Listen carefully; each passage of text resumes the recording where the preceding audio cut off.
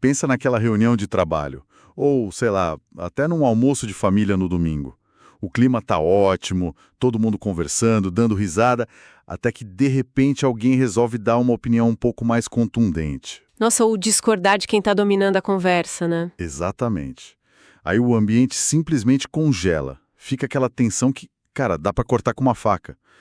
Ou então, pior ainda, pensa naquela sensação muito bizarra de solidão que bate forte exatamente quando a gente está no meio de uma sala lotada de pessoas conhecidas. Sim, aquela solidão cercada de gente. É horrível. Todo mundo que está ouvindo a gente já sentiu isso na pele em algum momento. E hoje, a nossa missão aqui é desvendar exatamente por que isso acontece. Essa nossa análise de hoje vai mergulhar fundo nas dinâmicas invisíveis de pertencimento E de poder também, né? O poder dentro dos grupos. total, do poder e daquele peso esmagador que é tentar ser ouvido de verdade um grupo. Para isso, a gente reuniu um material riquíssimo.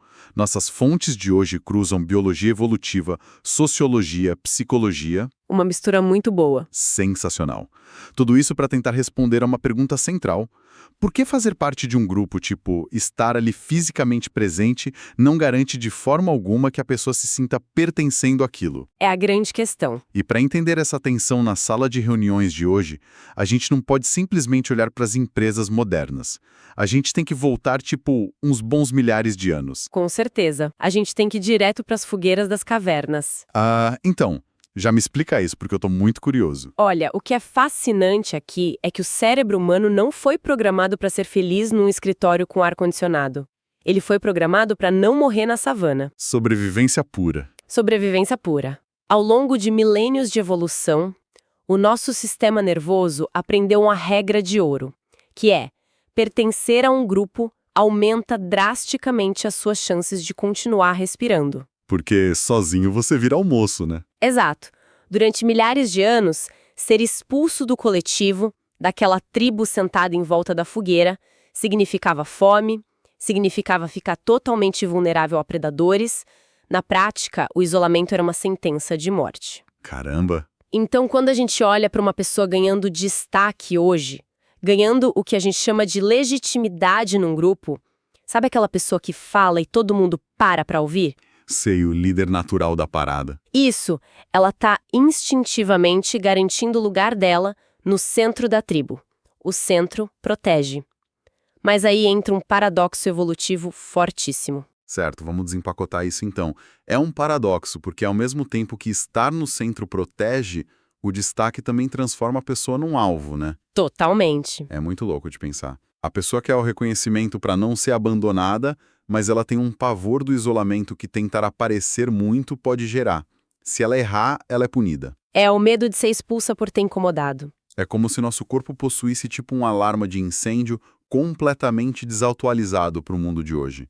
Imagina, a pessoa tá ali numa sala fechada, sentada numa cadeira super ergonômica e decide dar uma opinião diferente da do chefe. Aí o coração já acelera. Nossa, o chefe só levanta uma sobrancelha, cara, e o cérebro não entende que é só uma reunião. O alarme dispara como se a pessoa estivesse prestes a ser chutada da caverna para enfrentar um tigre dente de sabre no meio da neve. É suor frio na hora. Suor frio, taquicardia. A ameaça não é mais física, mas a reação do corpo é visceral. Então, como é que as pessoas lidam com isso na prática? Bom, como o corpo é esse campo de negociação entre o medo de desaparecer e o pavor de ser excessivamente vista, as pessoas criam várias estratégias. As fontes mostram que o comportamento em grupo é uma oscilação. Uma oscilação? Como assim? Por exemplo, pensa naquela pessoa que fala compulsivamente em toda reunião. A gente tende a achar que é puro narcisismo, né? Ah, sempre. A gente acha que a pessoa se acha o máximo. Pois é, mas muitas vezes é puro instinto de sobrevivência. Aquela pessoa aprendeu que ela só existe, só garante que não vai ser esquecida pela tribo se ela estiver no centro das atenções. Entendi. O silêncio para ela é a morte. É ser apagada. Isso mesmo. E do outro lado da moeda, a gente tem o extremo oposto. Pessoas que silenciam completamente. E não é por falta de ideia boa, não. É porque descobriram, por causa de traumas passados ou punições, que a visibilidade machuca. Elas ficam quietas para não acordar o predador, digamos assim. Nossa, faz todo sentido. Ficar invisível para sobreviver. Mas as nossas fontes de hoje também falam de um terceiro grupo, né? Que me chamou muita atenção. Ah, a galera do trânsito. Essa dinâmica é super interessante. A galera que mergulha no grupo e depois some do nada. Isso, eles interagem intensamente, dão ideias, brilham e de repente evaporam. Ficam uns dias sem mandar mensagem ou somem no meio da festa. As pessoas fazem isso para literalmente recuperar a respiração psíquica. Nossa, recuperar a respiração psíquica. Que termo forte. É forte e é real. Mostra que pertencimento e isolamento não são inimigos, eles são ingredientes que a gente mistura para suportar o contato social. Tá, então já que o nosso cérebro tem esse medo ancestral absurdo da exclusão, dá para entender por que a sociedade moderna tenta criar atalhos para resolver isso. É a famosa horizontalidade, né? A grande ilusão da horizontalidade. Total. A empresa vai lá, derruba as paredes, bota uns puffs coloridos, uma máquina de café caríssima no meio da sala e diz, pronto, aqui somos todos iguais. Não tem hierarquia, todo mundo tem voz. Só que isso cheira a uma armadilha, né? É uma armadilha gigantesca. O grupo nunca é neutro, mesmo com um puff colorido. Ele é atravessado pela interseccionalidade o tempo todo. Explica melhor como isso entra na sala de reunião. Olha, fatores como raça, classe social, gênero, se a pessoa é neurodivergente, aparência física dela, tudo isso entra na sala antes dela abrir a boca. Isso dita quem tem uma autorização histórica para existir e para falar ali. Ou seja, o jogo já está ganho ou perdido antes do bom dia. Exato. O artigo que a gente analisou traz muito do pensamento do Foucault sobre regimes de verdade e do Bourdieu sobre capital simbólico. Basicamente, a linguagem é uma moeda de troca, e quem está falando importa muito mais do que o que está sendo dito. A moeda do eu mereço ser ouvido, então. Perfeito. Certas vozes encerram as discussões na hora. O cara fala, todo mundo balança a cabeça, a reunião acaba. Outras vozes precisam repetir a mesma ideia 5 vezes para alguém notar. E aí outra pessoa repete a ideia e leva o crédito. A gente vê isso acontecer direto. Direto. E a pessoa tem que quase pedir desculpas por estar falando. Então, o que tudo isso significa na prática? Porque se essas estruturas já definiram quem tem o microfone invisível, declarar que a roda é horizontal não é cruel. É super conveniente para quem tem privilégio ignorar a economia invisível da atenção. Sim, e culpar quem não consegue se expressar. É tipo convidar 2 pessoas para correr uma maratona. Jurar que a pista é plana, mas esquecer de falar que um corredor está de tênis profissional e o outro está descalço carregando uma âncora nas costas. Eu fico impressionada com o quanto essa analogia da maratona é real. Quem já teve validação desde a infância, quem cresceu achando que toda ideia que tem é genial, entra na corrida com confiança simbólica. O cara abre a boca sem nem pensar, ele acha que o mundo precisa ouvir ele. Isso, ele não calcula a frase. Agora, quem sempre foi silenciado sobrevive através de uma autovigilância brutal. Nossa autovigilância. Isso deve sugar a alma da pessoa. Suga a energia mental inteira. A pessoa fica antecipando a interrupção, antecipando a piadinha, o revirar de olho. Ela edita o pensamento 1000 vezes. E aí quando o grupo diz, fala aí, o espaço é livre, ela já está exausta só de pensar em participar. Exatamente, a pista não é igual. Tá, mas aqui é onde a coisa fica realmente interessante, porque tem um contraponto aí. Se o pertencimento é tão desigual, a lógica diz que quem tem o tênis profissional, quem tem a legitimidade automática, venceu o jogo social. A pessoa está no paraíso. Mas não é bem assim que funciona. Pois é, as nossas fontes dão uma guinada muito louca. A legitimidade pode ser uma prisão solitária, né? Como que quem está no topo, sendo ouvido por todo mundo, acaba isolado? Se a gente conectar isso a um panorama maior, o pertencimento não é homogêneo para ninguém. A pessoa que ganha essa legitimidade, que vira a voz da razão, ela vira refém do próprio papel. Refém do grupo. Isso. O grupo passa a depender dela para dar direção, para fazer a síntese de tudo. Aí aquele medo ancestral bate de forma invertida. A pessoa pensa, e se eu parar de carregar todo mundo nas costas? Será que eu ainda vou pertencer? Caramba! Sabe o que isso me lembra demais? A dinâmica de uma viagem de carro com os amigos. Nossa, viagem longa. Sim, aquelas viagens de 12 horas. Sempre tem aquele cara que é um motorista oficial. Ele tem o controle do carro, ele decide a rota, ele tem a legitimidade total da viagem. A vida de todo mundo depende dele. E ele não pode relaxar nunca. Cara, ele não pisca. Ele tá tenso no volante. E a galera no banco de trás tá como? Dormindo de boca aberta, comendo salgadinho, rindo, olhando a paisagem. E ele ali, na tensão. Ele vive o medo silencioso de que se ele soltar o volante por um segundo, o carro capota e a culpa é dele. Ele tá no centro de tudo, mas ele tá incrivelmente só ali na frente, né? Porque eles estão ali incluídos fisicamente no carro, mas não tem agência nenhuma sobre o destino. Estão só sendo levados. A imagem do motorista explica muito bem o que o texto chama de coexistências contraditórias. Você pode ter alguém que é muito acolhido emocionalmente, que é o coração do grupo, mas não tem reconhecimento intelectual nenhum. Ah, é o mascote do grupo. A galera ama, dá abraço, mas não leva uma ideia dele a sério. Perfeito, o mascote. E o inverso também dói demais. O cérebro da equipe, o cara que fala e todo mundo aplaude a ideia, mas que vive um isolamento afetivo profundo. Ninguém chama ele para tomar um café. Caramba, o cara tem a centralidade do discurso, mas ninguém liga se ele tá triste. Exato. E ainda tem os recortes cruzados. A pessoa pode ser super validada pela raça num coletivo, mas invisibilizada pela classe social no mesmo espaço. Por isso que pedir pra galera deixar os problemas na porta da empresa é piada. É impossível. Não tem como. Bom, diante de toda essa coreografia super engessada, onde um tá sempre dirigindo e o outro tá sempre no banco de trás comendo salgadinho, como é que a gente quebra isso? Porque a gente não quer só fingir uma harmonia falsa, né? De jeito nenhum. A ética de um grupo saudável passa por metabolizar essas assimetrias. E a chave para isso é mudar o método. A gente precisa quebrar o que os autores chamam de velocidade simbólica. Pera, vamos traduzir isso pro pessoal. Velocidade simbólica é aquela lógica de quem fala mais rápido vence. Basicamente isso. A gente vive numa lógica produtivista da inteligência. Acha que quem articula a ideia em 3 segundos e vomita o argumento é o mais inteligente da sala. Isso massacra outras formas de existir. Com certeza. Tem gente que não funciona nesse ritmo frenético. E não é porque são menos capazes. É preciso desacelerar para reconhecer inteligências que não ganham essa corrida retórica. Valorizar o silêncio, a intuição, valorizar quem não tem um conceito fechado, mas organiza o grupo com um gesto, com uma pausa. É lindo isso na teoria. Mas vamos colocar o dedo na ferida agora. No mundo real, imagina uma reunião corporativa cheia de meta para bater, resultados imediatos na mesa.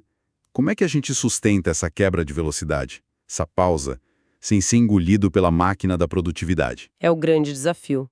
E as fontes trazem soluções práticas, porque só filosofia não paga o boleto da empresa, né? Exato, o boleto chega. Uma das coisas é alternar quem facilita o grupo. Se o mesmo chefe sempre dita o ritmo, nada muda. Outra coisa muito importante é treinar a equipe para aceitar ideias confusas sem atropelar a pessoa. Ah, tipo, se eu tô gaguejando para formular a ideia, ninguém me corta para concluir por mim. Isso, porque quem corta para concluir, rouba a autoria. O grupo precisa sustentar o desconforto de uma ideia que ainda está nascendo.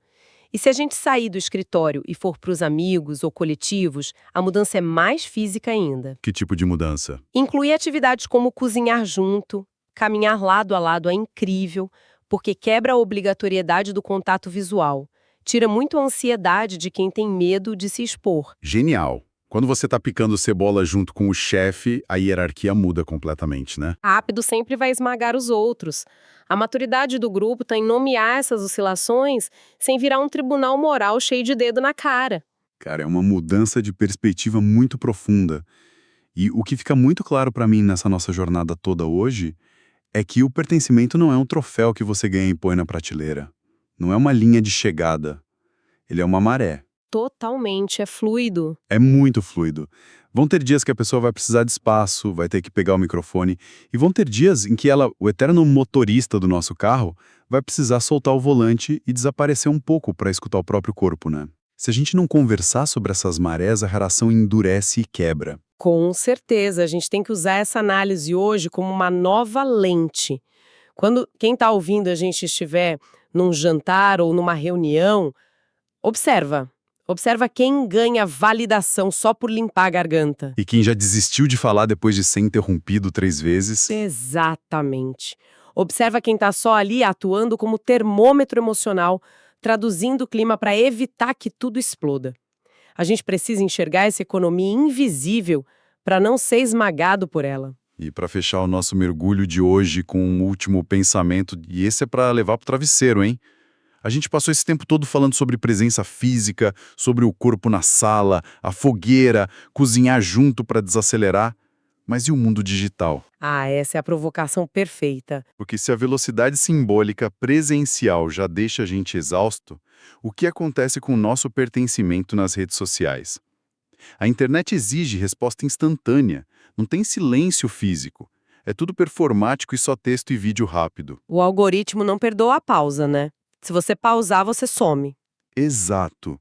Se a cura para essa hierarquia toda exige caminhar lado a lado e sustentar silêncio, será que o ecossistema da internet não está empurrando a gente para uma solidão coletiva, da qual a gente não consegue escapar só digitando?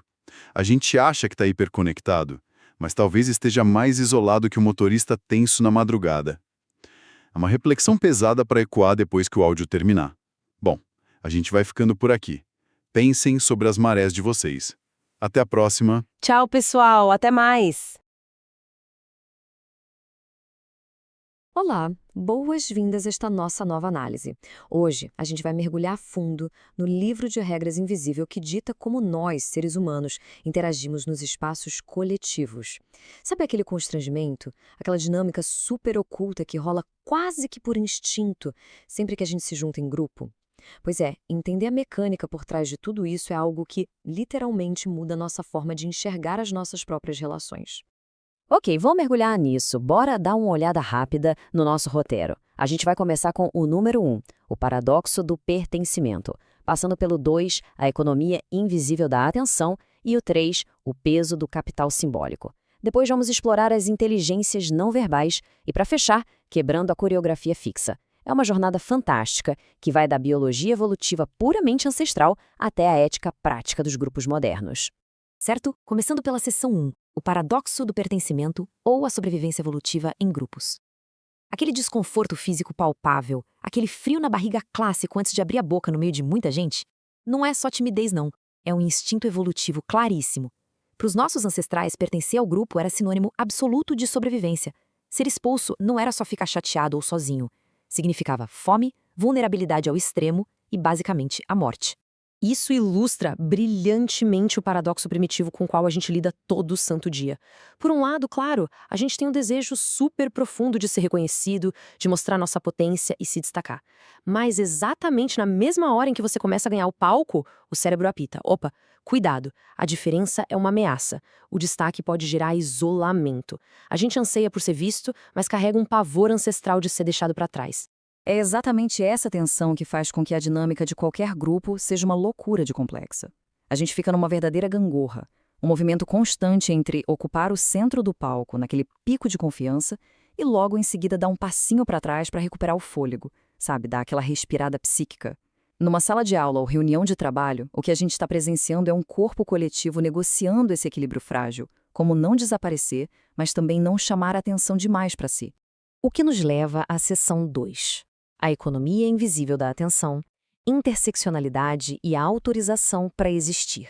Se a gente ampliar isso para o nível social estrutural, fica óbvio que essa biologia não opera num campo neutro.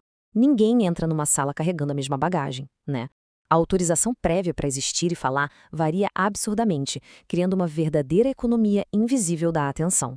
Pensa nas várias camadas interseccionais que funcionam como fardos invisíveis. A gente está falando de raça, classe, identidade de gênero, neurodivergências, território. Até o seu acesso à educação ou a sua aparência moldam o seu pertencimento. Isso é um treinamento de longo prazo. Algumas pessoas cresceram sendo ensinadas de que toda a ideia delas é genial e legítima. Outras pessoas foram duramente treinadas pela sociedade para sobreviver pisando em ovos, policiando e vigiando cada vírgula antes de ousar falar. Quando a gente coloca isso lado a lado, o contraste grita. E detalhe, essas estruturas históricas continuam firmes e fortes operando por debaixo dos panos, mesmo naqueles grupos supermodernos que se vendem como 100% igualitários. Quem é historicamente autorizado fala esperando os aplausos. Já quem carrega camadas de marginalização pode até ter uma inteligência super sofisticada, mas hesita e fala já antecipando a interrupção ou a dúvida. Olhem bem para o peso dessa frase. Existe uma economia invisível da atenção, onde determinados corpos recebem legitimidade automática, enquanto outros precisam provar continuamente que pertencem. A legitimidade num grupo quase nunca vem só da qualidade fantástica do que está sendo dito, vem de quem está falando. É implacável. É como se uns já nascessem com um passe VIP e outros precisassem gastar uma energia descomunal todos os dias só para comprovar o direito básico de respirar o mesmo ar e ser ouvido ali dentro. Seção 3. O peso do capital simbólico, Foucault, Bourdieu e o fardo da liderança. Trazendo isso para um campo mais filosófico, a gente percebe que essa economia invisível bagunça todo mundo, não apenas quem é jogado para a margem, mas, por incrível que pareça, afeta também quem é hiperlegitimado no grupo. Pois é, o poder traz um tipo super silencioso de solidão. O líder autorizado ali da esquerda acaba refém. Ele sente que se ele parar de puxar o bonde, resolver tudo e dar a direção, o grupo simplesmente desmorona e ele perde a utilidade. O fardo é exaustivo. Já na ponta direita da tela, o membro marginalizado vive uma dor diferente. Ele está incluído fisicamente na sala de reunião, mas, dentro da própria cabeça, a experiência é de um isolamento absoluto. Para entender como esse livro de regras é mantido, Michel Foucault ajuda muito com o conceito de regimes de verdade. Ele mostra que o poder não precisa ficar te reprimindo pela força bruta. Ele age produzindo modos específicos de falar que parecem ser o jeito certo. Sabe quando o grupo começa a assumir que fala mais alto, usar jargão difícil ou ter uma postura X é, sem questionamentos, o único jeito legítimo de ser profissional? É exatamente disso que ele está falando. Então, o ponto crucial aqui é como isso se junta com o capital simbólico do Pierre Bourdieu. Por que fulano tem tanto peso na roda de conversa? Porque as palavras dele, as expressões que ele usa, dão um match perfeito com o que aquela cultura específica já decidiu que é valioso. É um capital invisível mesmo. Quem acumula isso ganha o direito de ditar as regras, enquanto o resto da galera só fica balançando a cabeça concordando. Mas, para deixar as coisas mais interessantes, o pertencimento não é preto no branco, né? É um emaranhado todo complexo e simultâneo. Você pode ter uma mega legitimidade intelectual no seu trabalho, mas se sentir um peixe fora d'água na hora do afeto ali com a equipe. A pessoa pode ter pertencimento racial, mas exclusão de classe ao mesmo tempo. É fundamental entender que essas camadas atuam e influenciam as interações no exato mesmo milissegundo. E aí entramos na seção 4, inteligências não verbais e desacelerando a velocidade simbólica. Chegando na vida real, ética de grupo mesmo, como é que a gente metaboliza tudo isso no dia a dia, em vez de só forçar aquela falsa igualdade performática? A gente precisa frear um pouco as coisas. Desacelerar a velocidade simbólica impede o que a gente chama de lógica produtivista de inteligência. Em quase todo o grupo que a gente conhece, o troféu vai para quem processa informação mais rápido e já solta um argumento incrível de bate-pronto. Mas quando a gente só recompensa a articulação ultra rápida, a gente joga no lixo, por pura falta de atenção, quantidades gigantescas de inteligências humanas que funcionam em outros tempos. Reconhecer formas alternativas de inteligência é levar tudo isso a sério de verdade. Olha só, histórias sociais diferentes geram jeitos completamente diferentes de se explicar o mundo. Tem sabedorias fantásticas que precisam do silêncio, de uma pausa longa para sentir no corpo antes de falar. Outras pessoas geniais estruturam um pensamento através de uma imagem bem colocada, de um gesto, do ritmo da música ou pescando uma memória afetiva lá de trás. Isso tudo é inteligência pura. O que nos leva para a reta final, seção 5, quebrando a coreografia fixa para cultivar coletivos mais saudáveis. Como a gente garante que o ambiente não fique tão viciado ao ponto das mesmas 3 pessoas sempre falarem e o resto ficar eternamente no mudo? Agora, o que é realmente interessante nesse slide é como ele quebra as nossas expectativas sobre o que é sucesso num grupo. Pertencimento autêntico não é aquela harmonia super estável, tipo comercial de margarina. É um emaranhado de aproximações e distâncias. Flutuar na participação, um dia liderar, no outro precisar ficar mais quieto, não é sinal de grupo doente, é sinal de saúde orgânica. O perigo real não são as oscilações, é o grupo perder a capacidade de conversar abertamente sobre elas sem cair no julgamento ou no moralismo.